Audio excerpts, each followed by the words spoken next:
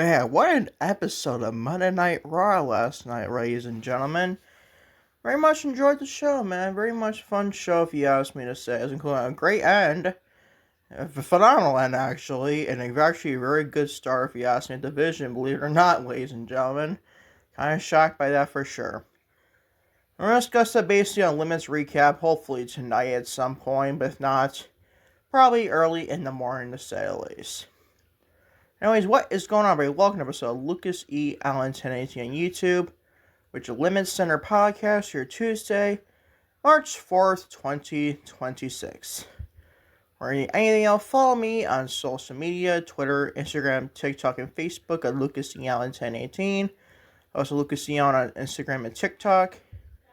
Also, say Zach Cyrus on Twitter, Instagram, and TikTok as well. Watching today's podcast on YouTube, I'm going to please get this podcast out. Hit the like button on today's podcast. Hit the subscribe button if you've done so already. Turn the bell if you're post notifications to upload on this channel or podcast on this channel. And always feel free to leave a comment to get my episode for your Tuesday, March 4th of 2026 to say the least.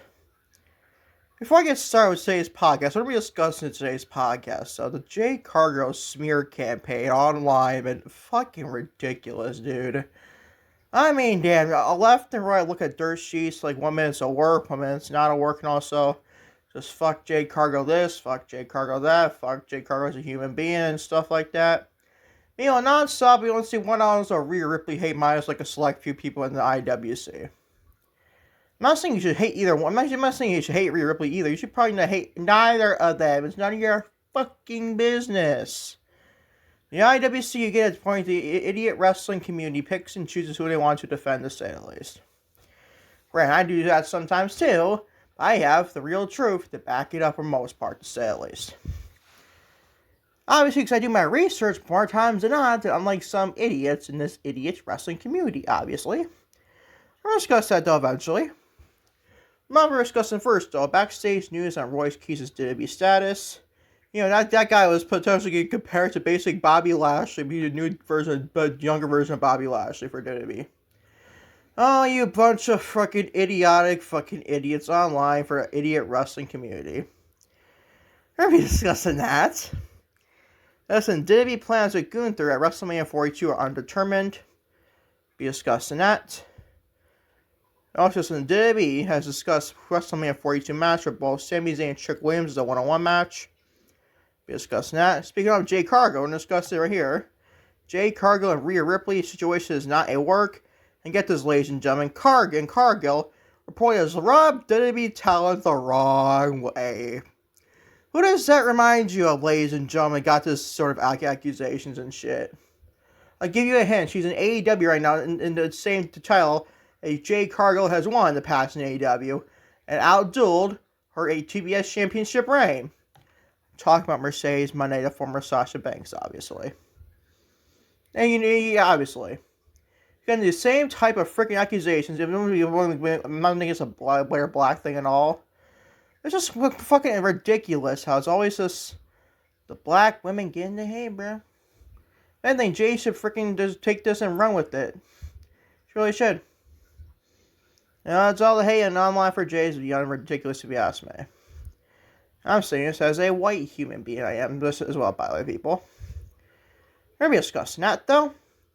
Listen, Bayley continues to hold out hope for one more match with my girl, Mercedes Mone. Speaking of Mercedes, obviously. That's me discussing in today's podcast, people. You don't like it, cover your fucking ears, people. I'll just let you know. We're going to be discussing that. Listen, Kris Statlander, former AEW Women's World Champion, discusses winning the AEW Women's World Championship at All Out in 2025 as well. So on today's podcast, go ahead and join maybe it's always today's your Tuesday podcast for your Tuesday, March 4th of 2026 on LimitsCenter, also on Lucas E. Allen 1080 on YouTube to say the least. Go on today's podcast, ladies and gentlemen. Starting with, you guessed it, backstage news on Royce Keys' WWE status. Despite making a debut at the Royal Rumble in January 2026, the immediate future of Royce Keys on WWE television remains uncertain, according to a new report from Firestill Radio. The creative direction for the former Powerhouse Hubs is currently unknown. leaving many to wonder when the powerhouse will officially join a weekly roster, maybe Raw, SmackDown, even NXT. During the latest episode of WrestleVotes Radio, it was revealed that while Keys has been present at recent television tapings, there is currently nothing that they know for him that is in the works. It says, and I quote, nothing, big question mark, absolutely nothing. You know, we had speculated that the SmackDown was the place for him. It certainly does still seem like that's going to be his home. I think it's the Raw move, honestly, but still. I know he was backstage Friday night. Saw some pictures of him and don't know when he's going to show up on TV. Hopefully they have an idea. Hopefully this is a part of the plan, end quote. What plan, dude? Seriously, what plan? You signed this man from AEW, who was basically sort of involved in a world championship picture with the Ops and Samoa Joe to a point. They were even trios champions, not less than AEW. And you signed to WWE as Royce Keys, debuting in the Royal Rumble, a very fun presentation too. And they did nothing for him afterwards. And by the way, SmackDown is not the right place for him. The right place is NXT. This man could have been on the fucking top like day fucking one. He could have realistically won the NXT championship day one he stepped into that brand. That's how weak the NXT men's division is, but still, you get the point. He had been a fucking megastar down there. If you want this man to be your next Bobby Lashley, you have that man start in NXT, not the main roster. Making me a big fish in a small pond and having him full flourish down there for a while. Maybe win championship goal like the NXT championship. What is with this company and Triple H's optimism about calling up or signing talent from AEW that has no business being on the main roster right now? Because they didn't do nothing with that roster. Like, I don't get that perspective whatsoever from Triple H. I really don't. What's this man gonna be doing, man? Like to find out. People can really compare this to WWE's next version of Bobby Lashley. Oh, you guys are freaking idiots to say the least. He might look like a type of Bobby Lashley character. But let's be real. He needs good booking, dude. Be focused on television. Is he doing that right now? Anybody just some sort of hope to be your next Bobby Lashley? The answer is no, because you're not putting him on fucking television, people. That's why you gotta stop amping up everything that's not or needed. But still, people, this just fucking mind boggles me to a point. And I find this funny. I saw this post on social media today, or basically on Twitter, I think it was, where Nick Khan says if they sign AEW wrestlers, they don't bench them on the sidelines. Oh, that is like spoiled milk with a guy like Royce Keys. Oh joy, Nicholas Khan, you stupid fuck. Ah, man. I'm told Nick Khan's a businessman genius. He might be a good businessman, but he ain't right about creative processes and WWE. Let me tell you that right now, honestly. That's my thoughts on this for sure, if you ask me to say at least. Moving on, WWE plans for Gunther at WrestleMania 42 are undetermined. Despite his status as a personality main eventer and a former World Heavyweight Champion, the specific plans for Gunther at WrestleMania 42 have yet to be finalized. Fans have been speculating who might be the challenge for the ring general in Las Vegas, Nevada, but a new report suggests that there is no certain direction. Like, obviously, anybody on fucking Raw and SmackDown feels like for WrestleMania. According to the latest report from WrestleVotes Radio, the creative direction for Gunther is currently listed as undetermined. While many expected a clear-cut rivalry to emerge from the Elimination Chamber in Chicago, Illinois, the company is yet to commit into a single opponent. The report highlighted that while several names are being discussed on the eyes of the internet, which is fucking sad at this rate, it'd be the internet that be figuring this out, not the freaking creative writers in WWE, obviously. The backstage reality is that nothing is set in stone. Obviously, day to day, you don't fucking know what the fuck they're doing, obviously. Undetermined, nothing, something, 100%, I've heard. Don't know where they're gonna go. Could be Rey Mysterio. Easily be Rey Mysterio. I think that's my pick, honestly, right now.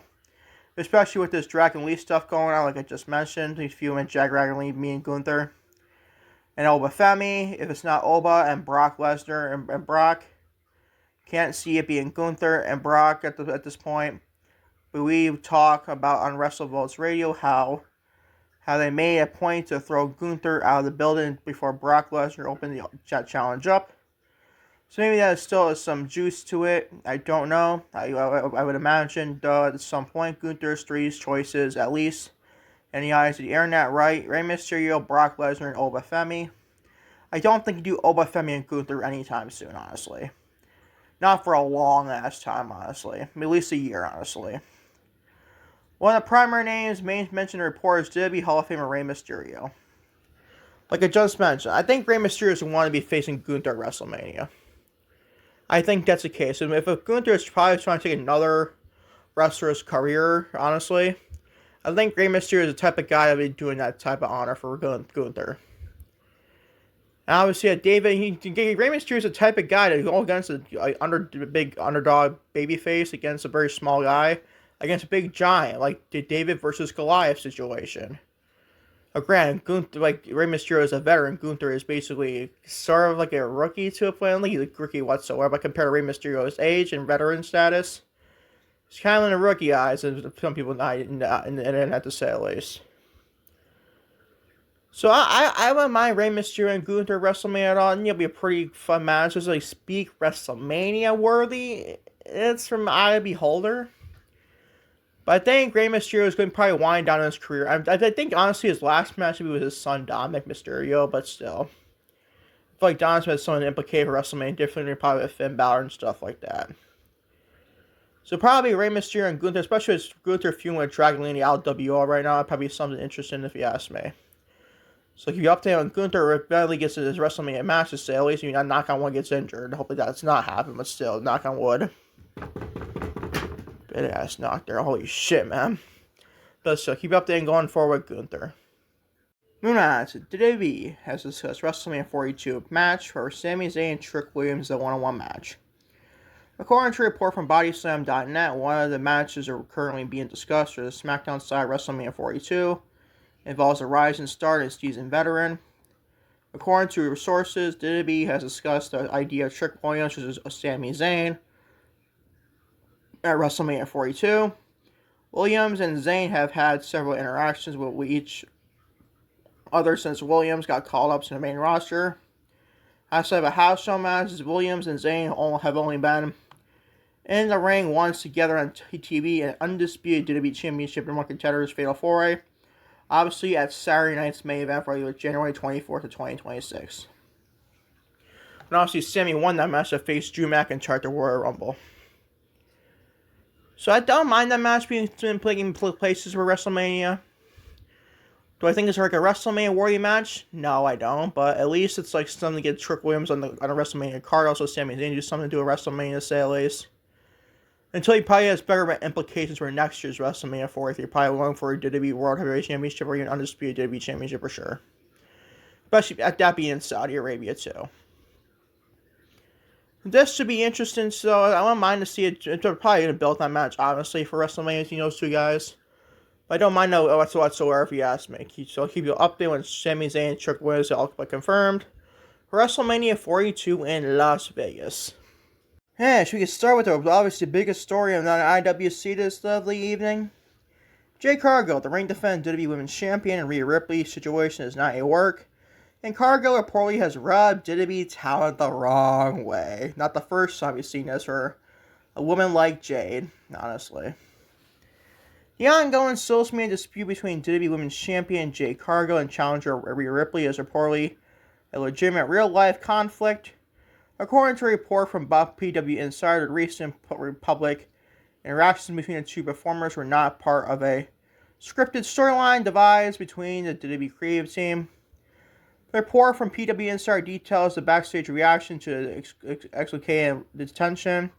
A number of sources within the company have placed the blame of the public blow directly on Cargill, if you not fucking imagine by now. Like they always fucking do. Jade's the type of one that gets so much freaking hate, not even just the IWC, but the wrestlers in the locker room. You see, I saw the same thing in AEW. But to me, she was just speaking her heart about Rhea Ripley. She had the balls to say it. It's honestly, to me, I like Rhea Ripley quite a bit. I really do. But she's the type of woman that honestly would complain to writers. That's what Jay was trying to spew here. That's all she was. Of course, you get Chelsea Green, Nia Jax, and one of them getting sensitive as fuck in that locker room. Probably even Rhea to a point. Whatever, dude. I thought the women's division AEW was bad when it comes to locker room tension. Oh, they said WWE women's division locker room said, hold my freaking beer. One source to inform the PW Insider that Cargill has faced criticism from multiple talents regarding how she interacts with others in the locker room.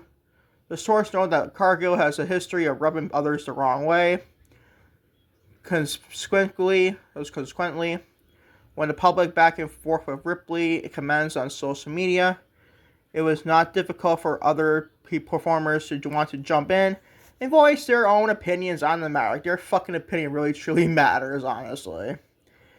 Furthermore, this source cited that this is not the first instance where Cargill has upset colleagues with her conduct. The source imitated that when reports surfaced last year regarding Cargill dealing with an injury, the actual reason was removed from television and sent to a WWE Performance Center was to allow personal issues going on at the time to subside. So now you're fucking saying this. Now you decide to say this when Cargill's in a fight with basically Rhea Ripley. Now you decide to say that there. That right there really makes me want to freaking just really question this whole report, honestly. Right there. Now you decide to mention this report. But this was what, 2024? When Naomi took out Jade Cargill? And that backstage that backstage beatdown was really Naomi? Now you decided to talk about that now. Almost 2 years later. Unbelievable. Another source initially attempted to downplay the severity of the situation to PW Insider, but subsequently admitted that they expect to be management to intervene, like they always fucking do. This source indicated that the management will likely step in to speak with Cargill regarding her professional relationship with the rest of the locker room. The source empathized that everyone in the locker room has been happy to do whatever is necessary to help get Cargill over with the audience. Sure, dude. Sure, honestly. I believe it when I see it. However, the source stated that the respect the locker room shows Cargill does not often feel requited. The individual described Cargill as coming off insecure, knowing that she would not have any reason to feel that way given her current position within the company. Conversely, a source described being close to Cargill dismissed any severity of the situation. This source blew off the entire ordeal, attributing the tension Cargill possessing a type of personality. The source stated that this type of conflict is simply what happens when highly competitive personalities occupy the same space. Which is definitely true if you ask me. I definitely find that to be true. But honestly, this to me is an epic Jade Cargill smear campaign. All because she said to Rhea Ripley that she complains to fucking writers. That's what got the locker room all fucking triggered happy. That is fucking sad. And Chelsea Green said something. I love Chelsea, but my God, was she obnoxiously bad in this Twitter exchange. Same thing with Nia Jax, who has no iota of a thing to freaking has no opinion to say at all. That woman injures people like no fucking tomorrow. Including Jade Cargill. I just asked Jay about that match with Tiffany Stratton, that triple threat match on SmackDown there, Nia. And how terrible you truly were. But no, we're not going to mention that, do we? Well, I have the balls to do it. I do. This little guy right here from Syracuse, New York has the balls to say it. Whatever, though. Nothing but a fucking smear campaign, dude. I find it funny. It's the same thing with the Mercedes Mone Sasha Banks had this in the past. The same fucking situation, dude. with women like Alexa Bliss, who gratefully outgrew that shit. I'm grateful for shit for her, honestly, for doing that. Even Chelsea Green to a point. The comment about it might even be Chelsea Green. You ever think of that, people? Ever think of that? Or Nia Jax? No, it's all the Jade hate. Whatever. Like, Rhea Ripley is an honest, like a perfect angel in WWE's eyes. Like, Rhea Ripley is the perfect freaking, like, angel to them. That is sad. This company picks and chooses who they want, who would be at the top, and who they want to be as a top person. Granted, I like Rhea Ripley, I really do. I like Chelsea Green. Well, a little bit down recently with her, but still. But this company picks and chooses who they want to like and who they want to hate. It's fucking sad, dude.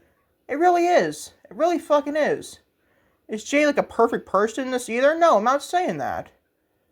But she's like the only one getting this hate, dude. She's like the only one getting the hate. No, there's like no iota of a freaking hate to maybe a few like small hate to Rhea Ripley. I'm not saying you should not hate either one of them, is what I'm saying here, people. But you're gonna get those people doing that. You're gonna get those people doing that for sure, to say at least. But that's my thoughts in this situation for sure, if you ask me. Moving on, the rest of the report with LimitsCenter, shall we, people? Bayley continues to hold out hope for one more match with my girl Mercedes Mone, who I missed dearly in professional wrestling. She returned this Friday, though, in CMLL. It's great for Mercedes there, to say at least. Love her always doing her work. I've seen post AWR and indie shows, to say at least, for CMLL. But Bayley recently opened up about her possibility of sharing a ring with her longtime friend and former tag team partner Mercedes Mone. Since Mone's departure from WWE in 2022 and her arrival in AEW, fans have speculated about the potential reunion for a high-profile match between the two icons. Speaking of TalkSport, Bayley admitted that her confidence in that match actually happening has wavered over time. Bayley and Mone have storied history, most notably their 3-man Iron Woman match from NXT TakeOver Respect, and a run as his inaugural WWE Women's Tag Team Champions. Also including NXT TakeOver Brooklyn, too, the greatest match of all time for women's wrestling, but still. Despite being in different promotions, the two remain close friends. However, Bayley noted that the industry's landscape has made a future encounter feel less certain than it once did. She says, Nicole, I would hope so. I don't know deep down. I used to feel deep down that yes, but now I don't know. All I can do is hold on to hope, which is what I'm best at. And as long as she's happy, I'm happy, end quote. Bayley being a long but my best friend for Mercedes Mone. I love that, honestly. Bayley's a fucking gem for Mercedes. They're both gems for each other. Obviously, friends in and outside wrestling. The two icons in the sport, obviously, in women's professional wrestling. But I think there's one more match down the line I do. Whether it's in WWE, it remains to be seen, but I think Bayley's leaving and WWE eventually go to AEW. I really do, especially the booking recently when given with Bayley. But she's doing nothing with Lyra. She's stuck in a tag team with Lyra Valkyrie. She had a possessed gimmick she had. Or like a brief period where it has like the hugger gimmick and her old NXT like gimmick to say at least in NXT, the hugger gimmick. And she had heel Bayley. Which y'all are both characters too. Now it's in between like Bayley, like, which one should I choose? Or which one do I basically go with? Or do I become a new character? Maybe make sure both. Like, it was fucking great television for the brief period we got. But now WWE all of a sudden dropped out like a snap of my finger, man. I just don't know what I'm going to do with Bayley. I don't know. Is she leaving WWE, going to AEW to join Mercedes? I would think so. I think that's honestly the case. If she wants to be WWE lifers, but it's just eye beholder for her, she wants to do it, then fine. But I think the best option to go about this, or have Bayley wants a more match with Mercedes, I really do think that it's going to be in AEW. I do think Mercedes has one more run in WWE left, honestly, before she would call it quits in professional wrestling. I do. But I don't think that will be before her and Bayley lock up in AEW. I do think before I'm going to get a Bayley and Mercedes Mone match Maybe all in 2027, honestly. Maybe for the AEW Women's World Championship. Wouldn't that be something, man? That'd be fucking epic. Maybe the main event's all in. We don't know, bro. I don't know. Maybe I know. Could be fun, obviously. It's probably one of the biggest match AEW's probably done for women's wrestling, at least going into it. So obviously, there's two icons, just former WWE icons, and Sasha Banks and Bayley. This time is Mercedes Mone is Davina Rose, and Bayley, obviously, Davina Rose. I mean, I'm all for it, obviously. I don't want anybody to be not for it, honestly, but still. I love to see Davina Rose AEW run, honestly. Maybe take a role Mercedes, too. I mean, maybe they do it together this time and outside WWE and AEW, honestly. Maybe they'll do it and honestly Stardom in New Japan. I don't know. Wouldn't that be something, honestly? So keep you updated. That's going forward. Obviously, you know how much I love both of them, especially Mercedes. You know how much I love her. You know how much I love Bayley, too. She's incredible what she does, too, obviously. So keep you updating her going forward. Obviously, her Mercedes is due back anytime now. It does definitely March 6th. Obviously, it's a match in CMLL, I think. Against Possessive Me. So that's be a fucking maybe it's part 2 of their matches. And they make Possessive Me probably wins that CMLL Women's Championship off Mercedes.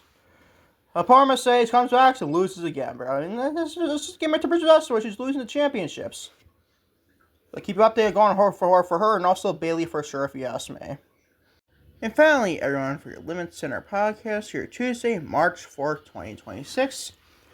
Kris Statlander discusses winning the AEW Women's World Championship at All Out 2025.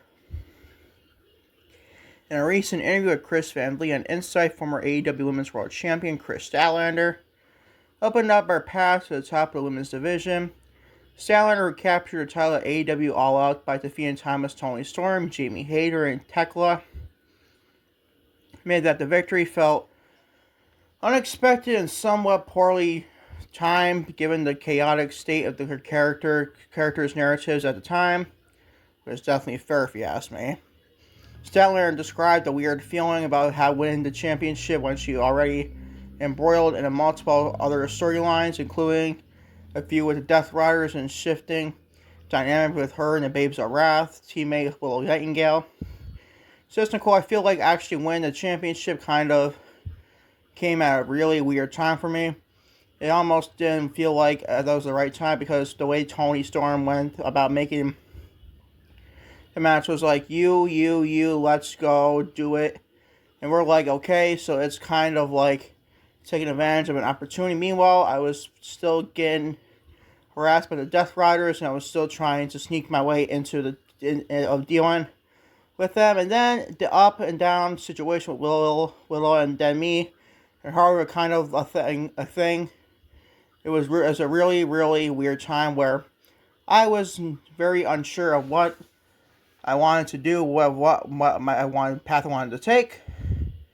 Now I'm in this opportunity to win the spells. I never gotten a chance to win, and I haven't wrestled for in years at this point. So it's like I'm not gonna not take this opportunity just because in my mind things are over the place. But at the same time, it felt really weird. I'm gonna stop right there for a second. And it did feel weird, honestly. Especially in the Fatal 4 with Jamie Hayter and Tekla involved with Toni Storm and Kris Statlander. Like, that was freaking weird how they went about that decision, but still. And also, it's turned to pin Toni Storm anyways. So it's not like you want Toni Storm not want to take the pinfall. It just looked awkward on my perspective with that, to say at least. And her probably Kris Statlander's perspective too. Her reign eventually came to an end on February 11, 2026 episode of AEW Dynamite, where she lost to Tekla in a strap match. There's still hate outcome to this day, obviously.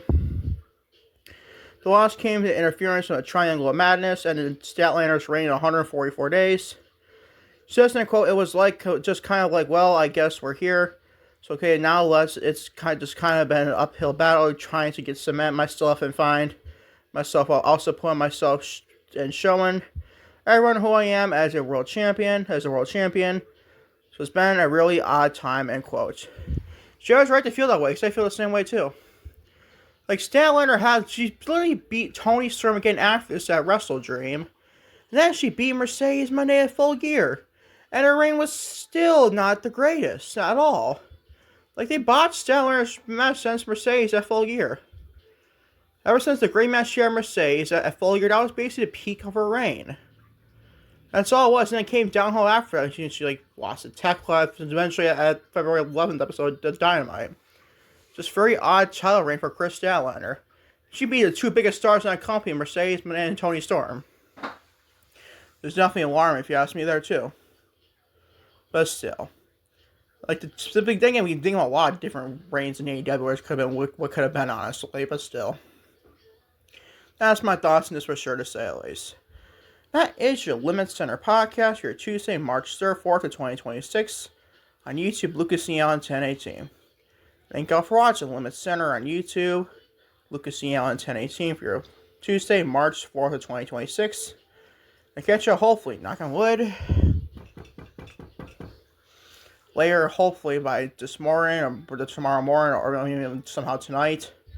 And catch you with the Limits recaps, obviously if you're keep recapping SmackDown, Elimination Chamber, and Raw as well.